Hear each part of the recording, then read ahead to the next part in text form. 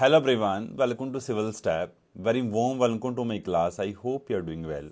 उम्मीद करता हूँ सब लोग बड़े अच्छे और शानदार होंगे और आपकी तैयारी बहुत ज़्यादा अच्छी चल रही होगी।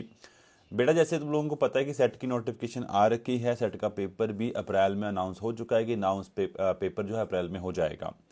इट मीन्स हमें प्रीवियस ईयर से कुछ ना कुछ सीखने को तो ज़रूर सीखना चाहिए कि हम क्या प्रीवियस ईयर से सीख सकते हैं, प्रीवियस ईयर ने कैसे क्वेश्चन को बनाया है। इससे पहले मैं 2024 की पार्ट 1 वीडियो ले आया हूं जिसमें मैंने पहले 50 क्वेश्चन सॉल्व करवाए थे।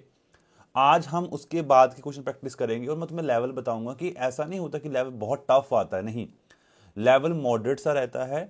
और आज आप देखोगे भी लेवल सच में मॉडरेट है। अगर आप लोगों को कुछ बेसिक चीज़ों का पता होगा, जो बच्चे मेरे साथ रेगुलर क्लासेस लगाएंगे, जैसे तुम लोगों को मैं पहले बताया जो क्लासेस हैं वो 27 जैन से स्टार्ट हो रही है, प्रॉपर बैच स्टार्ट हो रहा है, प्रॉपर कोर्स करवाया जाएगा, आपको क्वेश्चन प्रैक्टिस करवाया जाएंगे, अप्रोच बताई जाएगी। तो आज वो हम पेपर में कैसे अप्रोच करते हैं मैं आपको साथ साथ कुछ चीज़ें शेयर करूंगा जो 2024 की हैं। एक नया तरीका जो मेरा तरीका रहता है, जो मैंने इतने टाइम पे जो मेरा एक्सपीरियंस है, जिस एक्सपीरियंस से मैं आ रहा हूँ, उस एक्सपीरियंस का यूज़ करके मैं कोशिश करूंगा तुम्हें बहुत ईजी वे में चीज़ें सिखा सकूं। ये समझते हो, मतलब मैं क्वेश्चन ऑप्शन डिस्कार्ड करना सिखा दूं मैं, क्योंकि अगर तो मुझे सिर्फ आंसर ही बताने हैं तो मैं बड़ा इजीली बच्चे बता सकता हूं, बट हमने थोड़ी एक्सप्लेनेशन भी देखनी है कि कैसे हम कर सकते हैं कैसे नहीं। आज हम कुछ प्रैक्टिस करते हैं इजीली, हम बड़े आराम से 1 बाय 1 करके क्वेश्चंस को प्रैक्टिस कर लेंगे और हमारे बड़े आराम से आंसर भी आ जाएंगे। सबसे पहले पूछा गया है मैक्सिमम वैल्यू पूछी गई है ना, मैक्सिमम मॉडुलस प्रिंसिपल की बात तो नहीं कर रहा यहाँ पे। मैक्सिमम मॉडुलस प्रिंसिपल अगर तुम लोगों ने पढ़ा है कॉम्प्लेक्स नंबर में, बहुत अच्छी बात है। अगर नहीं पढ़ा तो मैं बहुत जल्दी आपको पढ़ा दूंगा उसके बारे में। जब भी मैक्सिमम मॉडुलस प्रिंसिपल की बात की जाती है तो मैक्सिमम मॉडुलस प्रिंसिपल कहता है कि अगर कोई फंक्शन एनालिटिक है तो उसकी जो मैक्सिमम वैल्यू मिलेगी वो बाउंड्री में मिलेगी। मैक्सिमम वैल्यू कहाँ मिलेगी? बाउंड्री मिलेगी। ये मुझे क्या बता रही है? डिस्क बताती है। डिस्क कैसी? क्लोज डिस्क है। क्लोज डिस्क का मतलब होता है इस तरह के डिस्क बच्चे, ठीक है, जिसके इनसाइड भी है और वन वाला पार्ट पूरा है, इसे कहते हैं क्लोज डिस्क। अब इसकी वैल्यू मुझे कहां मिलनी चाहिए? बाउंड्री मिलनी चाहिए। तो by using that we know that this analytic function है ना, ये एनालिटिक फंक्शन है। अब मुझे ये नहीं बताना एनालिटिक फंक्शन क्यों है, मैं इतनी तुम लोगों से उम्मीद करके चल रहा हूं कि तुम लोग अगर सेट की तैयारी में इंडल्ज हो चुके हो तो आप लोगों को ये पता है कि ये एनालिटिक है कि नहीं, ठीक है। अब इसकी मैक्सिमम वैल्यू कहां मिलेगी? बाउंड्री मिलेगी। इसकी मिनिमम वैल्यू कहां मिलेगी? बाउंड्री मिलेगी। मैक्सिमम वैल्यू निकालने का तरीका, अगर तुम्हें प्रॉपर्टी याद होगी ना बच्चे, तो बड़े आराम से क्वेश्चन तुम अपने सेकंड्स में कर लोगे, बड़े आराम से। ये मैक्सिमम वैल्यू को रीच करवा रहा है, यस और नो? यस। यहां क्या बनेगा? z का स्क्वायर। यहां क्या बनेगा? मोड z, क्योंकि माइनस तो मोड खा जाएगा ना, खाने क्या आता है उसको, नेगेटिव को, है ना। यहां क्या बन जाएगा? सर 1 का स्क्वायर। यहां क्या बन जाएगा? सर 1, वैल्यू क्या आ गई? 2, 2 से कम, आंसर आ गया। आप मुझे खुद बताओ कितना टाइम लगा इस क्वेश्चन को सॉल्व करने के लिए? सच सच बताना। अगर अभी भी टाइम लग रहा है, अगर तुमने मिनिमम वैल्यू लगा ली हो तो ये भी लो, ये लो। तो आप हर चीज कर सकते हो अगर आपको कुछ चीजें थोड़ी सी पता होंगी ना बच्चे। जैसे तुम लोगों को मैंने बता दिया बाय द, ये जो मैंने कंसेप्ट लगाया कहां से लगाया? मैक्सिमम मॉडुलस प्रिंसिपल आता है हमारे कॉम्प्लेक्स नंबर में, 10th चैप्टर है कॉम्प्लेक्स नंबर का। अगर तुम लोगों ने कभी नेट की तैयारी की है तो तुम्हें पता होगा कि पुन्नुसामी अगर पढ़ोगे, पुन्नुसामी की बहुत अच्छी बुक है कॉम्प्लेक्स नंबर की। अगर तुम उस बुक को पढ़ोगे तो वो तुम्हें बुक खुद बताएगी, ठीक है। तो मैक्सिमम वैल्यू और मिनिमम वैल्यू दोनों की दोनों बाउंड्री मिलती हैं। अब ये नेक्स्ट क्वेश्चन आ गया। अब ये क्वेश्चन देखने में तो बहुत डरावना सा लग रहा है, यार भाई कैसे अप्रोच करेंगे, है ना। ई रेस्ट पर जेड है, मैप कर रहा है एस पे। अब यही बच्चे चीज समझनी होती है। अगर आप इस चीज को समझ जाओगे ना तो आप मैक्सिमम हिस्सा कर लोगे। मैक्सिमम हिस्सा, मैं एक की बात नहीं कर रहा हूं, मैक्सिमम हिस्से की बात कर रहा हूं। सर कैसे? मैं समझा नहीं। अब यहां पे देखो, उसने बोला आपको मैंने एस दे दिया है। एस कैसे दिया? Z belongs to complex number, बिल्कुल ठीक बात है। और जो तुम्हारा इमेजिनरी एक्सिस है ना, जो इमेजिनरी वैल्यू है जेड की, अब आपने यही पहचानना है कि इमेजिनरी जेड की वैल्यू क्या होती है? वो होती है वाई। तो जो वाई है वो वेरी कर रहा है π/2 से लेके 0 से लेके π/2 तक वेरी कर रहा है, यस और नो? I hope yes.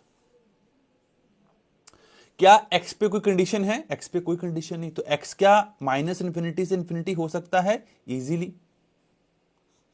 क्या एक्स -∞ से इंफिनिटी हो सकता है? इजीली। अब हम किसके लिए काम कर रहे हैं?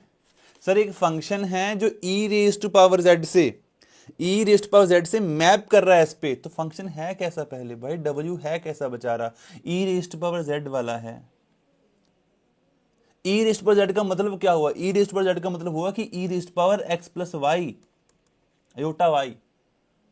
वी नो दैट, हम इस प्रॉपर्टी को ओपन कर सकते हैं, e raised power iota y कर सकते हैं। एज वी नो दैट, अगर तुम्हें मोड लगाना आता है तो तुम्हें पता है मॉड ऑफ ये क्या बनेगा, ई रेस्ट पावर एक्स बनेगा। यस और नो बच्चे, ये किस पे वैल्यू डिफाइन हो गई,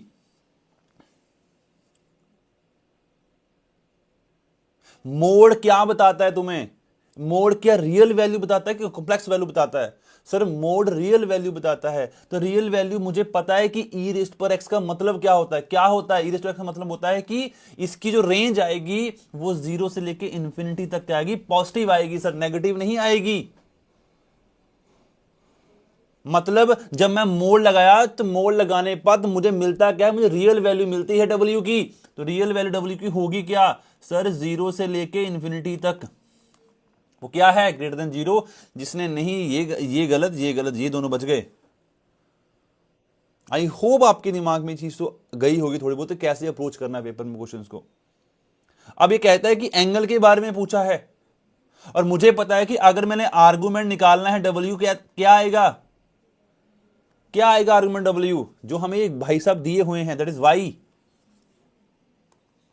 सर कैसे, बिकॉज यू नो दैट कि ई रेस्ट पर योटा थीटा क्या होता है, कॉज और theta plus iota sine theta by De Moivre. ये क्या है, ये एंगल है, इसे आर्गुमेंट कहते हैं, इसको आर्गुमेंट तो कहा। और भाई साहब बोल रहे हैं कि तुम्हारा जो वाई है किसके बीच में बिलोंग कर रहा है सर, 0 से लेके पाई बाय 2, तो नेगेटिव वैल्यू कहां से आ जाएगी, ऑप्शन ए गलत। तो इतना ही काम होता है बच्चे, इससे ज्यादा इसमें कुछ भी नहीं है, इससे ज्यादा कुछ भी नहीं है, ठीक है। अब ये वाला क्वेश्चन आ जाता है, अब ये क्वेश्चन जो है परमुटेशन पे आ जाता है। एक बार ट्राई करना है इस क्वेश्चन को, अगर नहीं होगा तो बताना मुझे प्लीज, एक बार ट्राई करना, मैं तुम्हें हिंट देता हूं। इस क्वेश्चन को सॉल्व करने का तरीका क्या होता है, इसने मुझे कहा कि मेरे पास भाई साहब, मेरे पास जो है टोटल एन ऑब्जेक्ट मैंने चूज करने हैं, 3n+1 ऑब्जेक्ट मेरे पास हैं।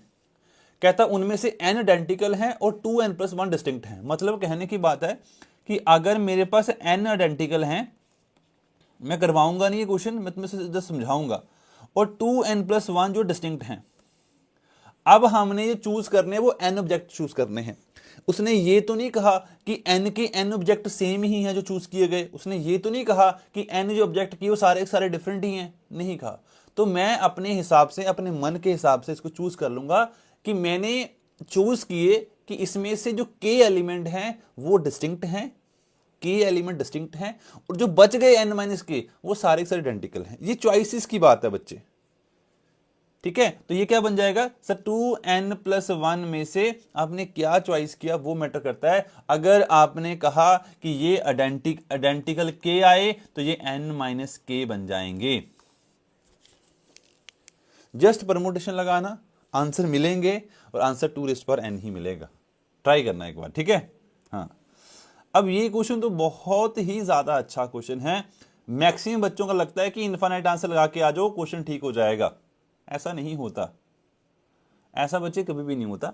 चीजों को समझना सीखोगे तो बहुत आगे जाओगे, नहीं समझोगे तो आपको लगता रहेगा कि चीजें हुई कैसे। जब तक क्वेश्चन को किल करोगे नहीं, क्वेश्चन को किल नहीं करना है, क्वेश्चन को समझना है।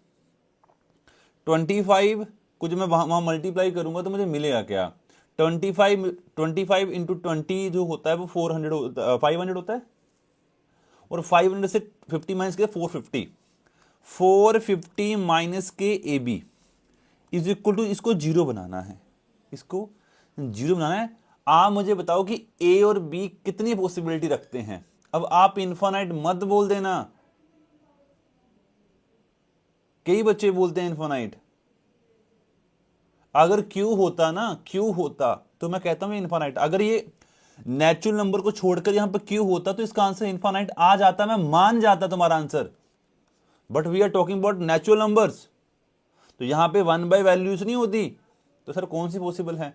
जितने डिवाइजर हैं 450 के, सर कैसे, अगर तुमने 450 लिखा उसको डिवाइड कर दिया तो उसके बाद आपको एक नंबर मिलेगा, आप उन दोनों का नंबर मल्टीप्लाई कर दो, फिर 450 मिल जाएगा। नहीं समझे? नहीं समझे सर? अगर आपने 450 अपॉन 5 कर दिया आपको 90 मिलेगा। हाँ जी सर, 90 इंटू 5 एक पॉसिबल केस बना, बिल्कुल ऐसे ही मैं सारे केस क्या बनाऊंगा जितने डिवाइजर्स हैं। थोड़ा सा माइंड में गया, मतलब जितना डिवाइड होता जाएगा उतना नंबर वहां आता जाएगा, मल्टीप्लाई करूंगा 450 बनेगा। मतलब यहां पे क्वेश्चन में पूछा क्या गया है, डिवाइजर पूछे गए हैं किसके, 450 के। और डिवाइजर निकालने के लिए हमारे पास फंक्शन आता है टाउ फंक्शन। अगर तुमने डिवाइजर निकाला पहले सीखा हुआ है तो डिवाइजर जो निकाले जाते हैं वो टाउ फंक्शन से निकाले जाते हैं। अगर किसी को टाउ फंक्शन नहीं पता है बच्चे, अगर मेरे पास कोई एन है उस एन को पहले ब्रेक किया जाता है प्राइम नंबर्स में, ठीक है, इसको ब्रेक किया जाता है प्राइम नंबर में। ब्रेक करने के बाद जब तुम टाउ फंक्शन यहां पे लगाओगे तुम्हें क्या मिलेगा, R1 + 1 R2 + 1 so on like this. Okay, so on like this, यहां पे मल्टीप्लाइड है बीच में, पावर्स का एडिशन होता है। ब्रेक करें, करते हैं सर। 450 आ गया सर।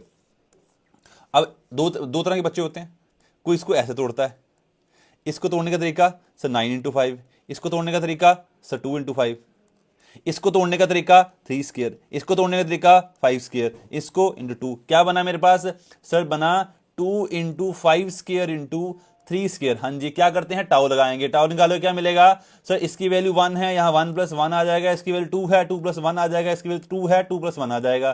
क्या बना 2 इंटू 3 इंटू 3 सर 18 आया। क्या 18 ऑप्शन में है सर, बिल्कुल सबसे पहले पड़ा हुआ है। तो यहां पे चीजों में ये बहुत मैटर करता है कि तुम्हें दिया क्या हुआ। अगर बच्चे तुमने किल करना है इस क्वेश्चन को, if you want to kill that question, तो तुम्हें सिर्फ आंसर चाहिए। बड़े आराम से जाइए, कॉपी कीजिए, आजकल बहुत एआई का जमाना है, आपको सॉल्यूशन मिल जाएगा, आपको आंसर मिल जाएगा। बट जब तक तुम अपना माइंड नहीं लगाओगे यहां पे, तुम वहां बैठ के तुम्हें एआई नहीं मिलेगा, वहां बैठ के तुम्हें कुछ नहीं मिलेगा। तुम खुद से तैयारी करके जाओगे, तुम्हें खुद से प्रैक्टिस करने हैं वो क्वेश्चंस। अब आपको सिर्फ नेचुरल नंबर पे नहीं सोचना है कि क्या ऐसा भी कोई केस है कि यहां पे इन्फिनिट बन सकता है, बिल्कुल बन सकता है। क्यू ले लो, आर ले लो, सी ले लो। आपको जब तक आप बच्चे यहां पे बैठकर चीजों को नहीं सोचोगे तब तक सेट जैसे एग्जाम क्वालिफाई नहीं होंगे। अगर आपने सेट को रखा कि मैं सेट ही क्वालिफाई करना, नहीं, आपकी सोच आगे की होनी चाहिए। मेहनत सबने बराबर करनी है और मेहनत बहुत करनी पड़ेगी, क्योंकि आज के टाइम पे कंपटीशन बहुत ज्यादा है। और मैं तुम्हें बार बार समझा चुका हूं कि ये गोल्डन ईयर है हिमाचल वालों के लिए, क्योंकि अगले साल इलेक्शन आने वाले हैं। और अगर इस साल नहीं पढ़ाई करी तो मैं तुम्हें बता दूं, तुम कॉलेज कार्डर से बाहर हो जाओगे, क्योंकि कॉलेज कार्डर की एलिजिबिलिटी है टेस्ट। मेहनत करो बच्चे, बहुत मेहनत करो, सोचो, क्योंकि देखो मुझे कोई बेनिफिट थोड़ा मिलेगा इससे कि मैं आऊं, मैं तुम्हें पढ़ाऊं, चला जाऊं, नहीं, मुझे तुम्हें समझाना है चीजें कि बच्चे पढ़ो। जब तक नहीं पढ़ोगे, जब तक चीजें नहीं सीखोगे, तब तक एक बात याद रखना, तुम्हें हमेशा रहेगा कि मैंने पढ़ाई क्यों नहीं की। अगर ये भी साल निकल गया ऐसे ही तो बड़ा आसान है। मैं आपको बोलता हूं 50-60% ले आओ, क्योंकि 45% तो आपकी कट ऑफ डिसाइड करते हैं, थोड़े से एक्स्ट्रा ले आओ, आप आराम से लिस्ट में आ जाते हो।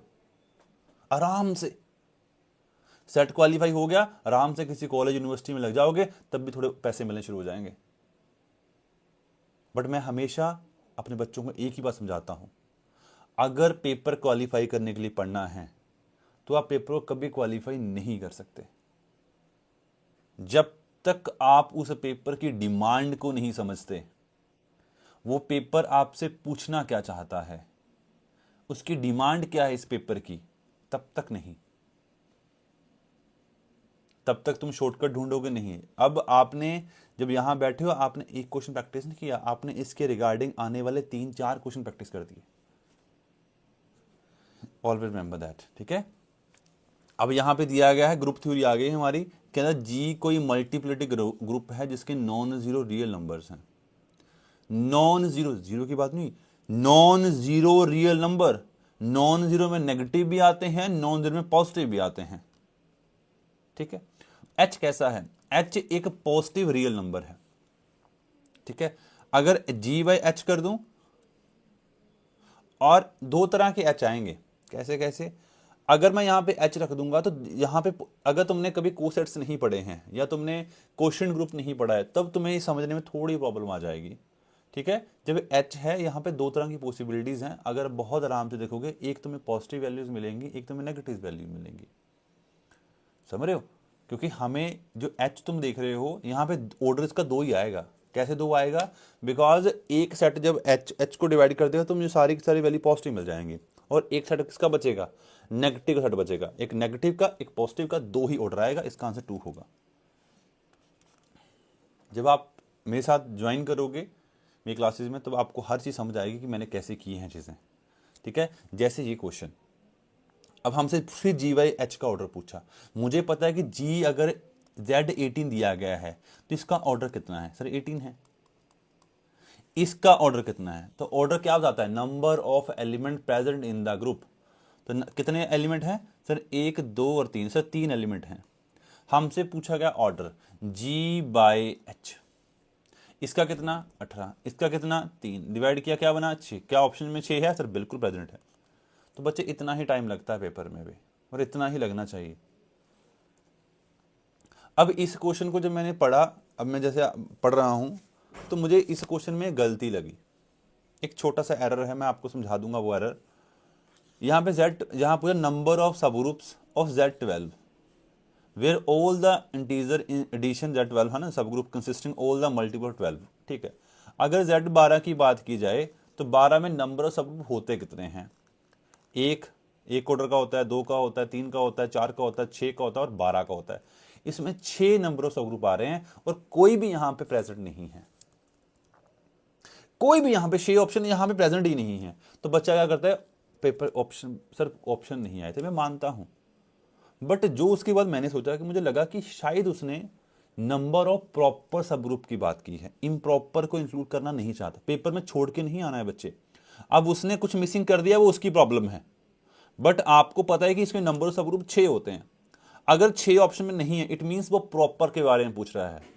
प्रॉपर कितने होते हैं? हमेशा उसमें से 2 निकालने होते हैं, हर जो भी, क्योंकि 2 ही इम्प्रॉपर होते हैं, 2 ही इम्प्रॉपर होते हैं, एक ग्रुप खुद और एक जीरो आइडेंटिटी। क्या बन गया? 4। तो इसका 4 आंसर होगा। ठीक है, क्लियर बच्चे? क्या ये सबको क्लियर हो गया? आई होप ये सबको क्लियर हो चुका होगा। यहां पे आता है कि number of non abelian group of order 6, number of non abelian group of order 6 कितने आएंगे? ऑर्डर 6 के जो नंबर ऑफ एलिमेंट आएंगे हमारे पास, ऑर्डर 6 के नंबर ऑफ एलिमेंट हमारे पास कितने होंगे? ऑर्डर 6 के एलिमेंट नॉन अबिलियन के बारे में पूछा गया है।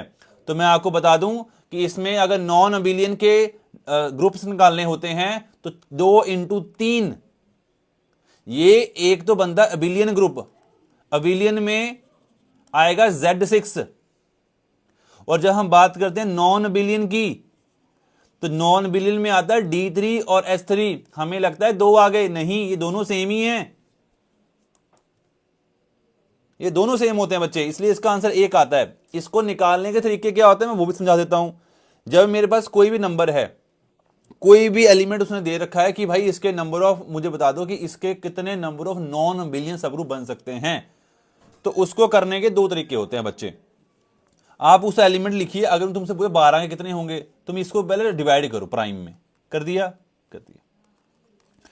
फिर इसकी पावर्स को पकड़िए, इनकी पार्टीशन कीजिए, जितनी इनकी पार्टीशन होएगी उतने ही number of non abelian groups बनेंगे तुम्हारे पास। ये सबसे आसान तरीका होता है। ये कैसे आएगा? जब हम क्लासेस करेंगे। अभी इसका आंसर तो 1 है। ठीक है, ये तो तुम कर लोगे, एलसीएम निकालना तुम्हारे बाएं हाथ का खेल है, इतना मुझे तुमसे विश्वास है। अब ये क्वेश्चन चुराया गया है, कहां से? कहीं ना कहीं से चुराया गया क्वेश्चन है। ये चुराया गया क्वेश्चन है नेट के पेपर से। ठीक है, ये नेट का पेपर का क्वेश्चन है, हमसे पूछा गया। अब इस बात को समझने का तरीका होता है, इसका मतलब क्या होता है?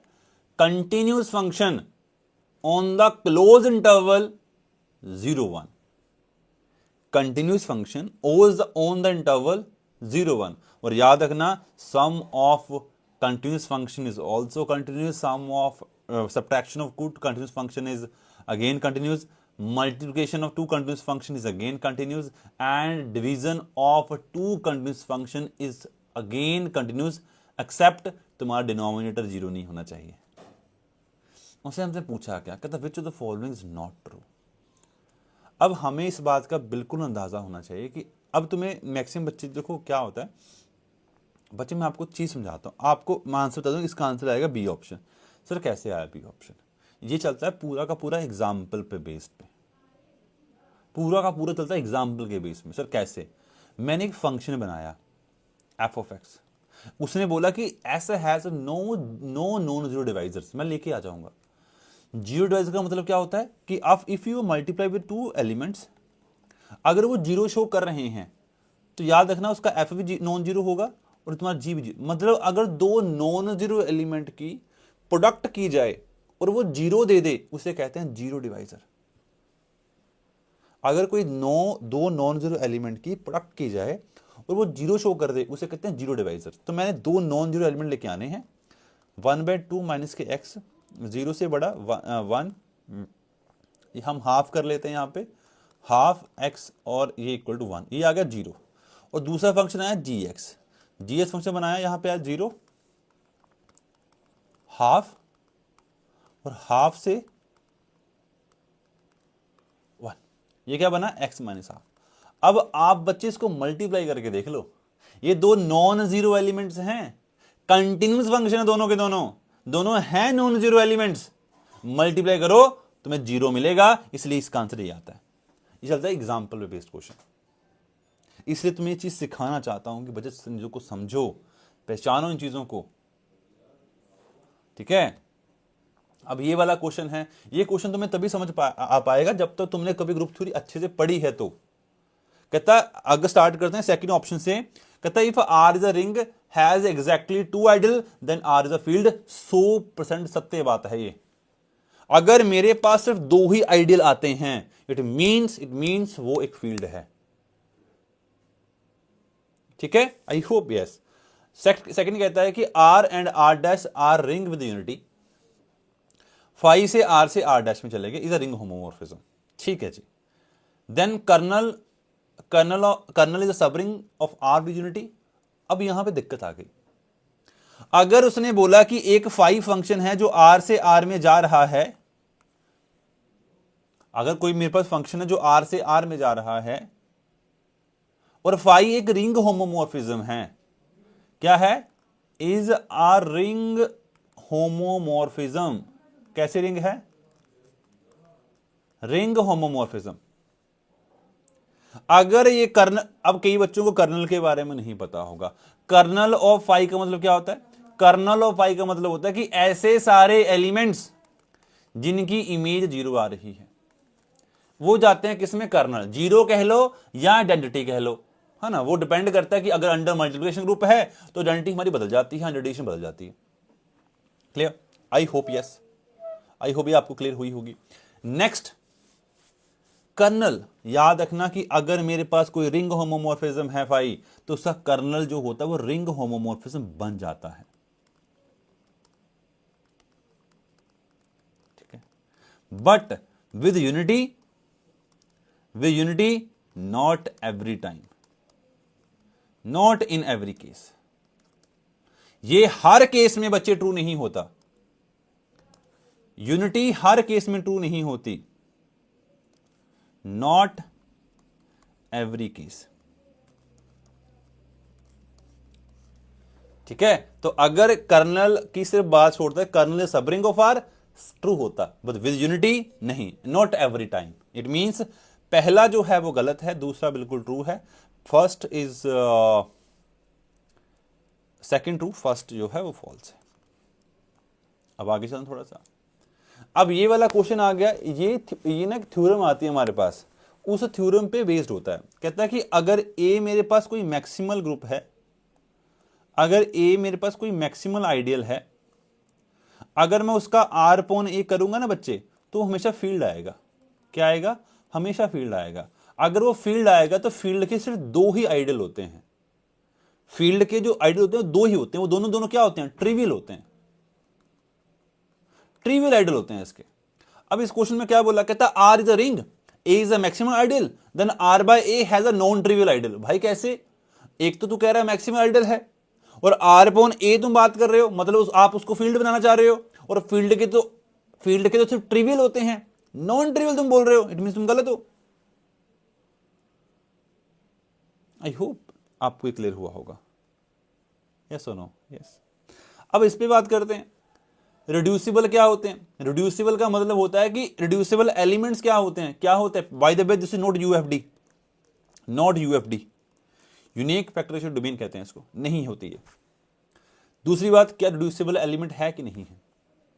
रिड्यूसिबल एलिमेंट का मतलब होता है कि अगर आपका कोई एलिमेंट मैं प्रोडक्ट से बना सकता हूं, सपोज कर लो मैंने एक एलिमेंट एक्स बनाया, इसको मैंने प्रोडक्ट में लिखा ए इंटू बी, तो अगर इस एलिमेंट को रिड्यूसिबल बनना है, इरिड्यूसिबल बनना है, तो आपको इस बात को याद रखना पड़ेगा कि either A is a unit और बी इज अ यूनिट, इन दोनों में किसी एक को यूनिट बनना पड़ेगा। या तो ये A1 होगा या तो B1 होगा, ऐसा हो ही नहीं सकता कि दोनों 1 के अलावा हो जाएं, दोनों में से एक अलग हो सकता है बट एक को 1 बनना ही पड़ेगा, ये कहता है ये बात। अब बात करते हैं प्राइम की डेफिनेशन क्या आती है। प्राइम कहती है कि अगर P divide A B, then या तो P A को डिवाइड कर रहा होगा या तो P B को डिवाइड कर रहा होगा। अब हम इस पे काम करते हैं, अब इसको समझते हैं। समझाओ सर। मैं इस पे गया, मैंने 2 plus root 5 into 2 minus root 5 किया। अब कई बच्चों को नहीं लग रहा होगा पता, बच्चे जब मैं क्लासेस लूंगा तब आपको आइडिया हो भी जाएगा।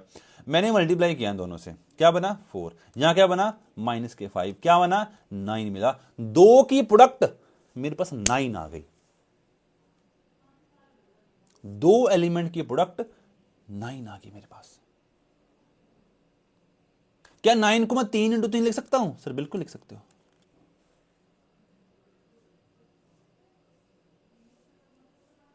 यस और no? Yes.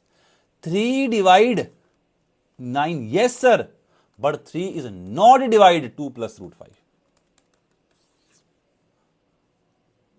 That's my it's not a prime but reducible. Why? Because जो 2 प्लस रूट 5 है वो 3 नहीं है कभी भी, this is not 3। It means अगर उसका जो 9 बन रहा है तो 9 को 9 इंटू 1 नहीं लिखा जाएगा, 3 इंटू 3 हम बना ही नहीं सकते। Sir why? Because 2 plus root 3 जो है, रूट 5 जो है वो 3 नहीं बना सकता। इट मीन्स वो 9 इंटू 1 ही लिखा जाएगा। मैं तुम्हें पहले बोला था इन दोनों में से किसी एक को यूनिट बनना पड़ता है। इट मीन्स सेकेंड स्टेटमेंट तुम्हारी ट्रू है और फर्स्ट वाली तुम्हारी फॉल्स है। क्या किया बच्चे, मैंने क्या किया, मैंने डेफिनेशन लगाई इरिड्यूसिबल एलिमेंट की। इरिड्यूसिबल एलिमेंट कहती है कि अगर आपने एक एलिमेंट बनाया प्रोडक्ट करने के बाद अगर आप एक एलिमेंट बना रहे हो तो आपको एक बात को समझना पड़ेगा कि इसमें से एक पक्का यूनिट है। ए इज डेफिनेटली अ यूनिट, कोई ना कोई इन दोनों में से एक यूनिट होगा ही होगा अगर वो इरिड्यूसिबल बनना चाहता है। अगर वो रिड्यूसिबल एलिमेंट है तो चल जाएगा। मैंने क्या किया, मैंने 2 प्लस रूट 5 किया, 2 प्लस रूट 5 मैंने दोनों को मल्टीप्लाई कर दिया, मुझे 9 मिल गया। अब 9 एलिमेंट को बनाने के लिए मुझे 2 रूट 5 इंटू 2 माइनस रूट 5 करना पड़ा, दैट इज इक्वल टू 9। अब 9 को बनाने की कैसी पॉसिबिलिटी है, 9 इंटू 1, 3 इंटू 3, है ना। तो आप इसी को समझो कि कभी 3 नहीं बन सकता, 9 बन सकता, 3 नहीं बन सकता 2 प्लस रूट 5 से। इट मीन्स उसकी जो लिखने का तरीका है ना वो 9 इंटू 1 या 3 इंटू 3 नहीं है। तो मतलब ये रिड्यूसिबल की इरिड्यूसिबल कंडीशन को सेटिस्फाई कर रहा है प्राइम के पास के। कहता अगर प्राइम प्रोडक्ट को डिवाइड कर रहा है तो प्राइम को दोनों को डिवाइड भी करना पड़ेगा, दोनों में से किसी एक को डिवाइड करना पड़ेगा। प्रोडक्ट आई 9, 3 डिवाइड कर रहा है 9 को, प्राइम डिवाइड 9, वो 9 आया ना प्रोडक्ट का 9, तो प्राइम मैंने खुद से सोचा हुआ है 3, क्या 3 डिवाइड कर रहा है। अगर आपको नहीं समझ आया मैं समझाता हूं, चलो अगर आपको ये भी समझ नहीं आया तो आपको समझते हैं। अगर ये प्राइम एलिमेंट है, मैंने बोला कि रूट 5 क्या 9 को डिवाइड करेगा, सर बिल्कुल करेगा, क्या दिक्कत है, करेगा नहीं करेगा, करेगा। Why sir? बिकॉज 3 इंटू 3 हमने 9 आया कैसे, इन दोनों के प्रोडक्ट से तो आया था 9, यहां लिख दो। क्या ये अब 3 को कभी डिवाइड कर पाएगा, नहीं कर पाएगा, तो प्राइम कैसे हो जाएगा ये। बच्चों को ना बहुत कंफ्यूजन रहती है इनमें, बहुत ज्यादा। मैं तुम्हें फिर एक बार रिपीट करता हूं, उसका कहने का मतलब कि P is equal to A into B है, ठीक है। I hope is it okay to you. P should P divide AB, क्या मतलब इस बात का, या तो पी ए को डिवाइड कर रहा है और या तो पी बी को डिवाइड कर रहा है। आपने प्रोडक्ट की, 2 एलिमेंट की, आपने बोला 9 आ रहा है, मुझे पता है कि जो 2 + √5 है वो 9 आ रहा है। हाँ 9 डिवाइड कर रहा है, ये 9 को डिवाइड पक्का कर देगा। बट क्या 9 कैसे बना था? क्या 9 को इस तरह से भी लिखा जा सकता है? सर बिल्कुल। क्या 9 ये कभी 3 को डिवाइड कर पाएगा? नहीं कर पाएगा। तो कैसे हुआ प्राइम वो?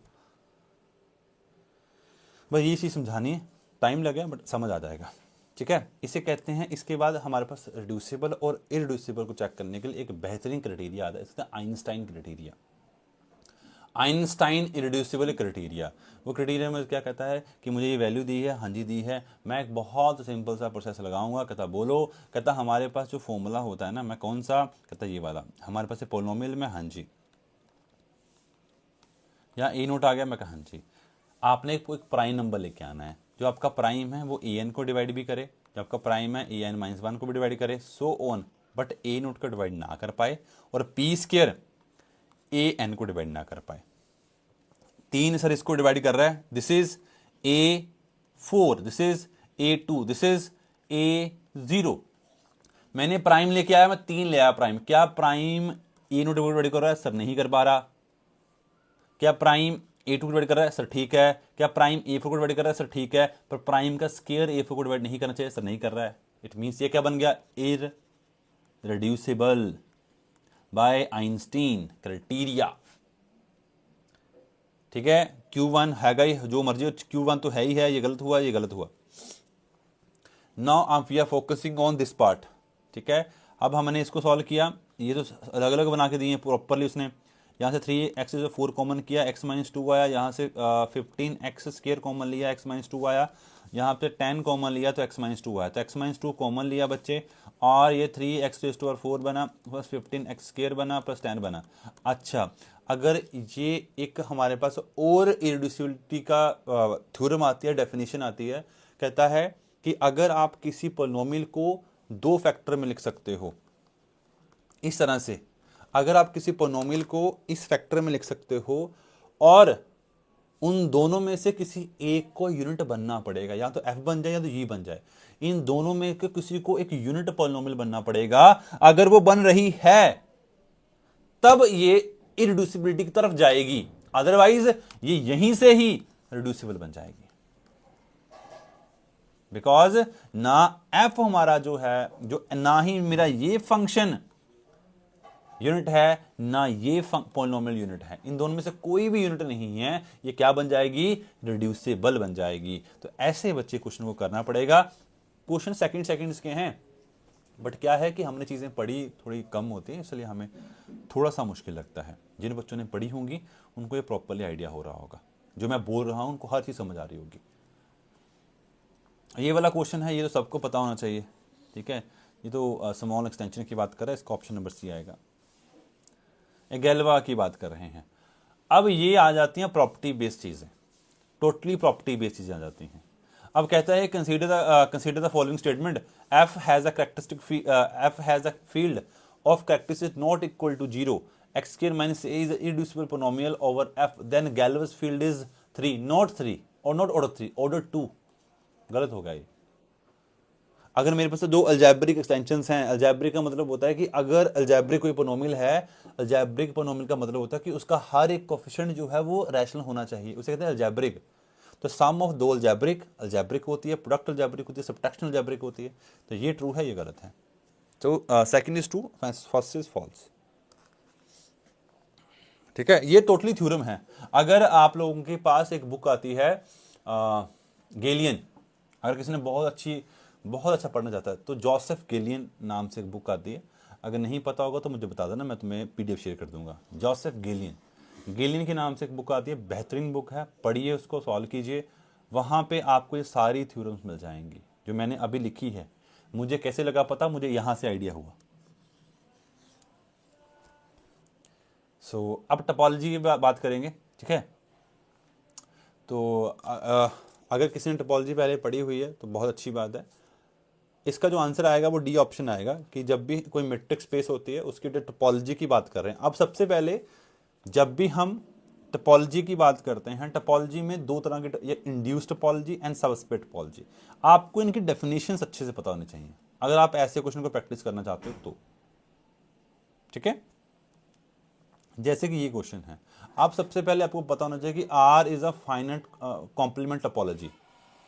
यार कोफाइनाइट टपोलॉजी होती क्या है? कोफाइनाइट टपोलॉजी होती है कि अगर आपने टपोलॉजी में दो चीज़ें कंफर्म होती है, वो कहता है कि अगर आपके पास कोई भी सेट है उसकी आप कॉम्प्लीमेंट लोगे वो फाइनाइट आना चाहिए। अगर वो फाइनाइट आता है तो वो कोफाइनाइट है, अगर वो काउंटेबल आता है तो को काउंटेबल है। जो हमारे पास कोफाइनाइट टपोलॉजी होती है वो सेपरेबल होती है।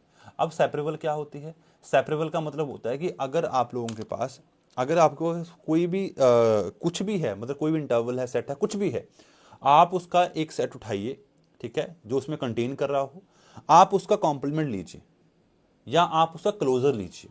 अगर उसका क्लोजर उस बड़े सेट के इक्वल आ जाता है, जो जिससे आप, फॉर एग्जांपल इसमें आर की बात करता हूं, आर का मैंने एक सेट लिया क्यू, क्यू का मैं अगर क्लोजर लूंगा तो वो आर ही बन जाता है। इसे कहते हैं क्यू जो है वो डेंस इन आर है। इसे कहते हैं सेपरेबल वेरिएबल्स, जैसे सेपरेबल टपोलॉजी, जैसे कहते हैं सेपरेबल, ठीक है। तो हाँ, कोफाइनाइट टपोलॉजी सेपरेबल होती है, बिल्कुल ठीक बात है। ये वाली बात है, ये गलत क्यों हुआ? पहली बात तो यहाँ पे यूनियन आता है, ना कि इंटरसेक्शन आएगी।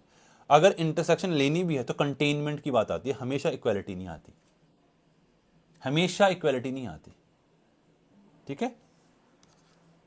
ना यूनियन में इक्वालिटी आती है हमेशा, ना इंटरसेक्शन में इक्वालिटी आती है हमेशा। पहला ट्रू है और सेकंड फॉल्स है। अब ये वाला पार्ट है, ये टोटली थ्योरम बेस्ड है। ये अगर जिस इंसान ने थ्योरम्स अच्छे से पढ़ी हुई हैं वो बड़े आराम से कर देगा। अब इनका मुझे नाम नहीं आ रहा, टपोलॉजी की बहुत अच्छी बुक रही है, मुझे उनका उसका नाम याद नहीं आ रहा अभी। आई थिंक सिमंस ऐसा कुछ करके उनका नाम हुआ करता था, मैं ऐसे कुछ नाम था बच्चे, सिमंस करके नाम होता था उनका, मुझको अब याद नहीं आ रहा प्रॉपर्ली। मैं एक मिनट चेक करूँ, रिकॉर्डिंग हो रही है ना, ठीक है। तो ऐसा कुछ सिमंस करके नाम होता था, तो अब मुझे प्रॉपर्ली याद नहीं है। तो ये वाला जो पार्ट है, x and y topological space है, consider the following statement. X is a compact. Compact क्या होता है? कॉम्पैक्ट का मतलब होता है कि अगर कोई भी चीज आपके पास है, अगर आप उसको टुकड़ों में तोड़ लोगे, तो अगर आप उसको फाइनाइट चीज में बाउंड कर सकते हो तो वो कॉम्पैक्ट है। होस्टोप की जो डेफिनेशन आपको पढ़नी पड़ेगी, होस्टोप के लिए आपको एक जैसे आपको कोई सेट दिया होता है, आप उसके सबसेट्स लेते हो, फिर आपको टोपोलॉजी में चेक करते हो, वो ऐसे निकालते हैं, उनकी इंटरसेक्शन में कुछ नहीं आना चाहिए। तो बहुत चीज़ें इसमें देखनी पड़ती हैं। वो डेफिनेशन जब हम पढ़ेंगे तो मैं समझाऊंगा तुम्हें। एफ जो है वो फंक्शन कंटिन्यूस फंक्शन है, बाइजेक्शन है, तो एफ इज होमोमॉर्फिज्म, बिल्कुल ठीक बात है। Homomorphism is talking about one one and onto. Why is the host of G and continuous function, equality है, इक्वालिटी देखते हैं, यहाँ पे क्लोज आना चाहिए था, तो आंसर में ओपन दिया है, ये गलत हो गया। पहला ट्रू, सेकंड फॉल्स। अब ये वाले जो क्वेश्चंस हैं ये बड़े आराम से किए जा सकते हैं। अब इस क्वेश्चंस को 1 मिनट भी नहीं लगना चाहिए था। सर ऐसे कैसे, आपको कैसे लग गया पता? बिकॉज यहां पे जब मैं सोल्यूशंस को देख रहा हूं तो उसने दो तरह की चीजें दी हैं मुझे। क्या कहता है कि P2 has a unique solution and P2 has no solution. भाई या तो यूनिक है या तो नो है, इसके अलावा तो कुछ नहीं हो सकता। ये गलत हो गए दोनों ही, चेक भी नहीं करने हमने। बट हाँ, अगर तुम क्वेश्चन को किल नहीं करना चाहते, तुम बाकी ऑप्शंस को भी चेक करना चाहते हो, तो तुम्हें कहता हूं एक थ्योरम आती है, existence and uniqueness theorem. Existence and uniqueness theorem. वो थ्योरम क्या कहती है? कहता है जो ये वाला हिस्सा है ना, हाँ जी, कहता है जो ये वाला हिस्सा है ना सबसे पहले कंटिन्यूस होना चाहिए। हाँ जी बिल्कुल कंटिन्यूस है। अगर ये फंक्शन कंटिन्यूस है तो इसका सोल्यूशन कंफर्म होगा, कि सोल्यूशन तो पक्का होगा। कहता अच्छा, कहता उसके बाद इसका डेरिवेटिव है ना जो, वो भी हम बाउंडेड होना चाहिए। सर इसका जब डेरिवेटिव आएगा ना, मैं हाँ जी बच्चे, ये नीचे आएगा, ये कुछ इस तरह का आएगा। क्या ये जीरो में बाउंडेड है? सर नहीं। अगर ये बाउंडेड नहीं है तो इसका यूनिक सोल्यूशन कभी नहीं बन सकता। उसने लिखा है P3 need not have a unique solution, बिल्कुल ठीक बात है, उसने नॉट करेक्ट पूछा हुआ है। अब P1 की बात कर रहा है और वहां पे P2 की बात कर रहा है। अगर तुम्हें इन दोनों का पता चल रहा होगा तो यहाँ पे मैं तुम्हें पहले बता दिया कि इन दोनों में आंसर तो P2 का ही आएगा 100%, ठीक है। अब यहाँ पे बना हमारे पास y of x is equal to C1 cos x C2 sin x। अब इसका आप y ऑफ 0 निकालो, अपने y ऑफ 0 निकाला, आपको क्या बना? C1 मिला, C1 मिल गया आपके पास, और that is equal to this is cos 0 and this is 1 is sin 0, this is 0 also. C1 आ गया, C1 की वैल्यू 1 आ गई, ठीक है। फिर y of Y pi put किया जाएगा। जब मैं यहाँ पे पाई पुट कर रहा हूँ तो मुझे C1 की वैल्यू क्या मिल रही है, पाई, और यहाँ मुझे वैल्यू क्या मिल रही है, C2 की वैल्यू मिले साइन पाई। तो मुझे पता है कि साइन पाई तो 0 होता है, C1 माइनस आ जाएगा, और यहाँ से मुझे वैल्यू क्या मिल गई, 5 मिल गई, तो C1 की वैल्यू -5 आ रही है। तो सर दो वैल्यू आ रही हैं, दोनों डिफरेंट कैसे हो सकती हैं? C1 की वैल्यू 1 भी आ रही है, C1 की वैल्यू -5 भी आ रही है। इट मीन्स ये क्या है, नो सोल्यूशन। इतना ही करना होता है इसमें, और क्या बड़ी बात है, ठीक है। ये तो बड़ा आसान सा है। अब यहां पे अगर नोटिस करोगे, तीन तो सेम तरह के हैं भाई, एक डिफरेंट है, और मैं तुम्हें सिखा दूं क्या होता है। अगर y इक्वल टू 0 आ रहा है तो आप इसका डेरिवेटिव करो। पहले तो डेरिवेटिव किया, क्या मिला, 0 ही होगा। पुट करो, क्या सेटिस्फाई कर रहा है, तो 0 पुट किया 0। सर जहां पे एक्स स्क्वायर, यहां पे 0 इक्वल 0, हाँ ये सेटिस्फाई कर रहा है, तो यही आंसर है। सबसे आसान तरीके बता रहा हूं, जिन तरीकों को मैंने भी फॉलो किया है और मुझे बहुत अच्छे रिजल्ट मिले हैं। और ऐसी बहुत सारी चीजें हैं जो तुम्हें बतानी है मैंने, बहुत सारी चीजें। ये वाला क्वेश्चन है, ये लेंथी होता है। ये होता है variation, method of variation of parameter, variation of parameter concept है ये। अब इसमें अगर तुम बुक खोलोगे तुम्हें इतना लंबा दिखेगा, कोई हद नहीं, बट जब तुम्हें मैं करवाऊंगा वो 3-4 लाइनों में हो जाएगा। क्या करना होता है उसके लिए मैं तुम्हें बता देता हूं। सबसे पहले आप इसका सोल्यूशन निकालोगे। यहां आपको सोल्यूशन निकालते मिलेगा C1 is equal to cos X plus C2 is equal to sine X. फिर आप निकालोगे इसका रोंशकियन, रोंशकियन निकालोगे। रोंशकियन तुम्हें क्या मिलेगा, यहां पे आएगा कॉज एक्स, यहां पे आएगा साइन एक्स, यहां मिलेगा माइनस साइन एक्स, यहां मिलेगा कॉज एक्स। तो रोंशकियन तुम्हें मिलेगा 1, हो गया। उसके बाद निकालोगे आप दो वैल्यूज, एक निकालोगे आप A1 x is equal to negative time of ux, ये बाहर रहेगा इंटीग्रेशन के, और यहां आएगा Vx f of x wx dx plus C1 ux, and एक बनेगा Vx। तो Vx में माइनस पॉजिटिव के Vx is equal to ux fx wx dx plus C2 Vx। तो अगर किसी को नहीं लग रहा पता कि ux vx क्या है, तो इसको मानते हैं हम ux साइन कॉस को, उसको मानते हैं vx। पुट करो, आंसर निकालो, आपको बड़े आराम से आंसर देखने को मिल जाएगा। इतना लंबा नहीं करना होता जो बुक में किया होता है, वो बुक में तो पूरे 2 पेजों का किया होता, हमने 2 लाइनों में करना होता है। ये क्वेश्चन है, इस क्वेश्चन को निकालने का सबसे तरीका क्या है, आइगन वैल्यूज। कैसे, मतलब इसका मैट्रिक्स बनाइए, 6 - 3 2 × 1 लैम्डा स्क्वायर, हाँ जी 7 लैम्डा, हाँ जी क्या बनेगा यहाँ पे, यहाँ बनेगा 6, यहाँ क्या बनेगा 6 12 आ गया। कैसे तोड़ेंगे सर, हमें पता है कि ऐसे तोड़ दूंगा फटाफट। एक आई में 4 मिल रही है, एक 3 मिल रही है, तो याद रखना इसके ऊपर वैल्यू में यहाँ पे तो एक 3 आएगा, 4 आएगा, ये आ रहा है गलत, ये हो सकता है, ये गलत, ये भी हो सकता है। आप देख लो कितने आराम से चीजें होती हैं, कितने आराम से। अब इसके बाद जो फर्दर काम होता है बच्चे, आपको मैं बता दूं, जब आप आइगन वैल्यू निकाल लेते हो, अब आपको पता है या तो बी ऑप्शन है या तो डी ऑप्शन है। अब इसके बाद आपको आइगन वेक्टर निकालने पड़ते हैं। बस आइगन वेक्टर निकालने के बाद आप पूरे सोल्यूशन में पुट करते हो। जैसे आपने बोला x of t is equal to C1 e⁻40। अब यहां पे 40 के रिगार्डिंग जो आइगन वेक्टर आएगा वो यहां पे लिखा जाएगा। फिर C2 e⁻3t, यहां पे एक आइगन वेक्टर आएगा, तो आपको एक वैल्यू x की मिलेगी, ऊपर वाली जो वैल्यूज मिलेगी वो x की मिलेगी, और नीचे वाली से मिलेगी वो y की मिलेगी। इस तरह से आपको काम करना पड़ता है, ठीक है। I hope is it clear to you guys. अब ये वाला क्वेश्चन है, अब ये वाला क्वेश्चन को सॉल्व करने के लिए बहुत बार ये हमारे पास लीनियर डिफरेंशियल इक्वेशन होती है, इसको सॉल्व करने के तरीके होते हैं। अब उस तरीके को निकालने का ये होता है कि सबसे पहले हम x को e⁻z मानते हैं, ठीक है, और जो हमारे पास x थीटा होता है, उस x d होता है, उसे हम थीटा मानते हैं। x स्क्वायर d स्क्वायर को मानते हैं थीटा इंटू थीटा -1। ये क्या मिल जाएगा, थीटा इंटू थीटा -1, ये क्या बन जाएगा, x theta 6 theta into 10 is equal to y। Theta square minus के थीटा माइनस के 6 थीटा प्लस के 10 इज इक्वल टू 0, और थीटा स्क्वायर माइनस के 7 थीटा प्लस के 10 इज इक्वल टू 0। मेरे पास दो वैल्यूज आ रही हैं, theta is equal to 2 and theta is equal to 5। मुझे पता है कि एक वैल्यू अगर थीटा आ रही है तो मैं इसको कैसे मानूंगा, y of z is equal to e⁻2z, C1 is equal to C e⁻5z।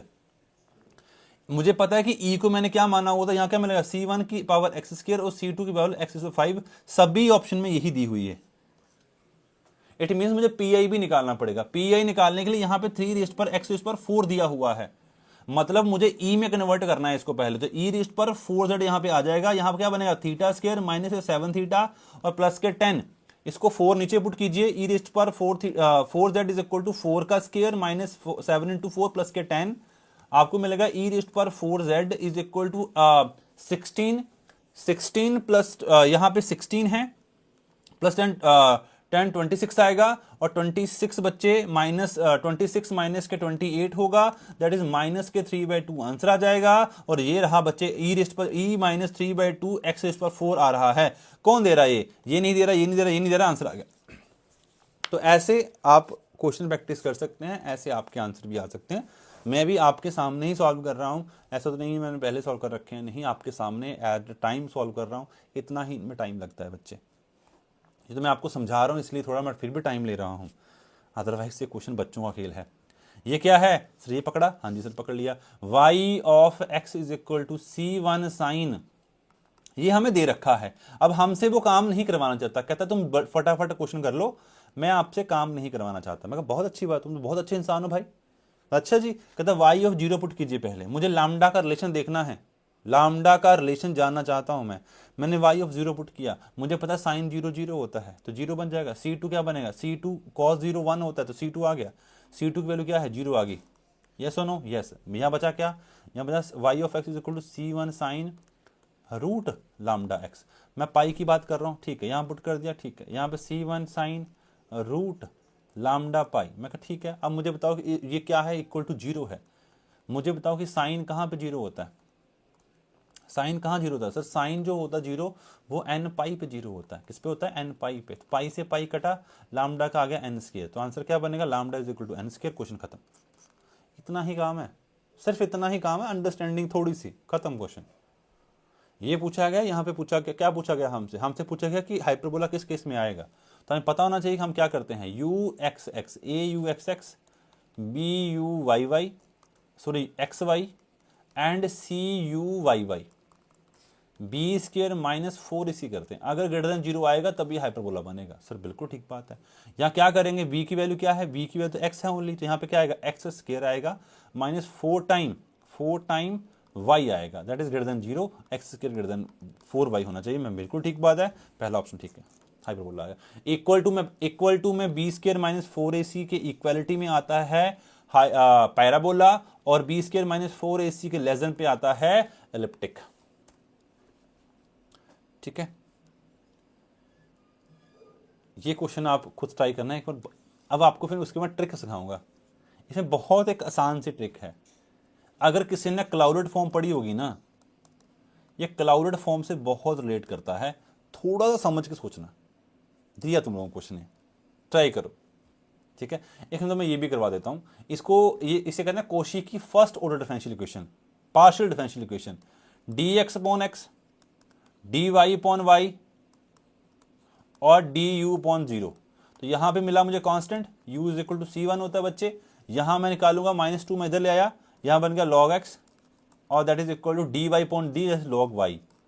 मैंने इंटीग्रेशन तो कर ही दी है, तो बच्चे यहां पे मैंने रखा log c2, तो मुझे क्या मिलेगा log c2 is equal to log y plus 2 time log x। तो यहां मुझे मिला log y X square, log c2, log से log कट गया, c2 की वैल्यू क्या बनी y c एक्स स्क्र।